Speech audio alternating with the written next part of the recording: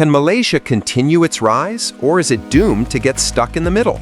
After decades of impressive growth, transitioning from an agricultural economy to a global manufacturing hub, Malaysia now faces a critical test: escaping the middle income trap.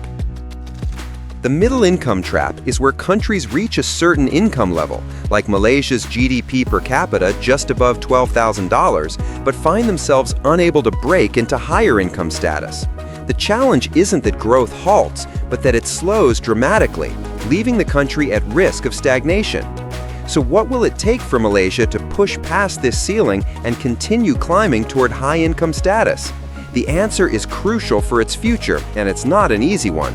Let's explore the key factors that could determine whether Malaysia escapes the middle income trap or falls into it. A rapid rise to the middle income level.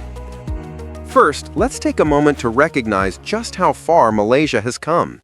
If we go back to the 1960s, Malaysia was a country largely reliant on exports of rubber and tin. It was primarily an agricultural economy, with industries like oil palm and timber taking center stage. Over time, the country invested in education, infrastructure, and industrialization, and by the 1980s, it began to diversify its economy into manufacturing, particularly in electronics, automotive, and petrochemicals. The creation of industrial zones and the rise of Malaysian conglomerates like Petronas and Sime Darby was proof of the country's growing economic muscle. By the 1990s, Malaysia was starting to stand out as a regional powerhouse. Fast forward to 2023, and Malaysia's GDP per capita has risen to over USD 12,000, placing it firmly in the middle income bracket. The country is a key player in the global electronics market, being one of the top producers of semiconductors. And it's also a world leader in palm oil production. Its economy has become highly integrated into global supply chains, and Malaysia has seen significant improvements in sectors like healthcare, education, and infrastructure. But reaching the middle income status was the easy part. The real challenge now is how to push beyond this threshold and avoid getting stuck. The middle income trap occurs when growth slows down and countries can no longer achieve rapid development due to a combination of factors, such as stagnant productivity, an over-reliance on low-cost labor, and insufficient innovation. The productivity puzzle. One of the biggest hurdles that Malaysia faces is its relatively low productivity growth. Productivity is key to economic advancement. When a country increases its productivity, workers become more efficient, businesses become more competitive, and, in turn, wages rise.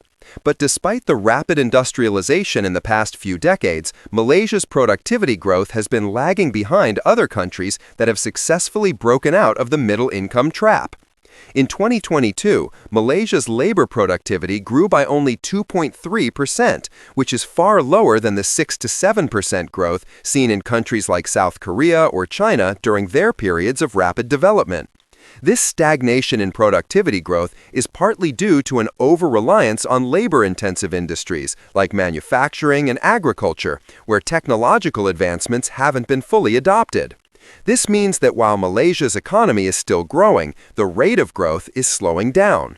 Countries that have successfully escaped the middle income trap, such as South Korea and Taiwan, achieve this by investing heavily in technology, research and development (R&D), and shifting their economies toward more value-added industries. For Malaysia to move forward, it will need to boost productivity across the board. This means increasing efficiency in existing industries like electronics and automotive, while also fostering new sectors that require higher levels of innovation and technology. Diversifying the economy for the future.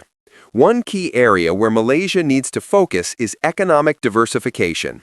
The country's economy is still highly reliant on a few sectors, particularly manufacturing and palm oil exports. While these sectors have served the country well in the past, they are not enough to propel Malaysia into high-income territory in the future. Malaysia's heavy dependence on oil and palm oil in particular makes it vulnerable to global price fluctuations, as seen when the palm oil market faces crises or when global oil prices dip. To break free from the middle-income trap, Malaysia needs to develop its knowledge-based and technology-driven industries. For instance, the biotechnology, renewable energy, and digital sectors hold great potential for the future. Malaysia has already seen some progress in areas like fintech and e-commerce, with companies like Grab and Razer becoming regional powerhouses. However, these industries need more government support, such as tax incentives for innovation, better access to funding for startups, and more comprehensive digital infrastructure. The good news is that Malaysia has already started investing in future industries. In 2018, the government launched the Malaysia 4.0 initiative, which aims to drive the adoption of Industry 4.0 technologies such as robotics, artificial intelligence, and the Internet of Things in various sectors. But the success of this program will depend on the ability of businesses to adopt these technologies and improve their workforce's skills to meet the demands of the digital age. Addressing income inequality and strengthening human capital. Malaysia's economic success has been accompanied by a growing issue of income inequality. While the country's middle class has expanded significantly, the wealth gap between the rich and poor has remained stubbornly wide. The top 20% of the population holds over half of the country's wealth, while the bottom 40% only control 15% of the nation's total income. This disparity hinders Malaysia's long-term economic prospects by limiting the purchasing power of a large portion of its population and stalling domestic consumption growth. To break out of the middle-income trap, Malaysia must address income inequality and invest in human capital. Increasing access to quality education and healthcare for lower-income groups will not only improve living standards but also help lift the overall productivity of the nation. For example, countries like South Korea and Singapore were able to transform their economies partly because they invested heavily in education and upskilling their workforce. In Malaysia, improving vocational training, boosting STEM education, and making higher education more accessible could go a long way in narrowing the income gap and boosting productivity. Moreover, Malaysia's minimum wage, which stands at Ringgit Malaysia 1,500, about USD 350, is relatively low compared to other countries in the region. While the government has taken steps to gradually raise the minimum wage, significant efforts are needed to ensure that workers in low-paying sectors can access higher-paying jobs with better benefits. External challenges and global trade. While Malaysia's domestic policies play a huge role in determining its economic future, it cannot ignore the challenges posed by the external environment. The ongoing trade tensions between the United States and China, for example, have had a major impact on global supply chains, and Malaysia's export-driven economy has felt the effects. As a major player in the electronics supply chain, any disruptions in global trade, particularly with China, can have ripple effects on Malaysia's economy.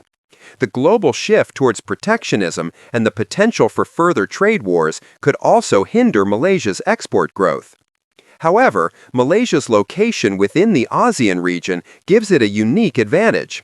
By strengthening its regional ties, particularly through initiatives like the Regional Comprehensive Economic Partnership, RCEP, Malaysia can tap into new markets in the Asia-Pacific region and reduce its reliance on Western markets. Additionally, Malaysia's strategic position along one of the busiest shipping routes in the world makes it a key player in global trade. If Malaysia can navigate the changing global landscape and diversify its trading partners, it will be in a strong position to weather external challenges. Can Malaysia break free? The question remains, can Malaysia escape the middle-income trap? While the road ahead is not without its challenges, there is hope. Malaysia's rapid rise to middle-income status has shown that the country has the potential to achieve great things. The key now is for Malaysia to focus on boosting productivity, diversifying its economy, reducing income inequality, and investing in its human capital.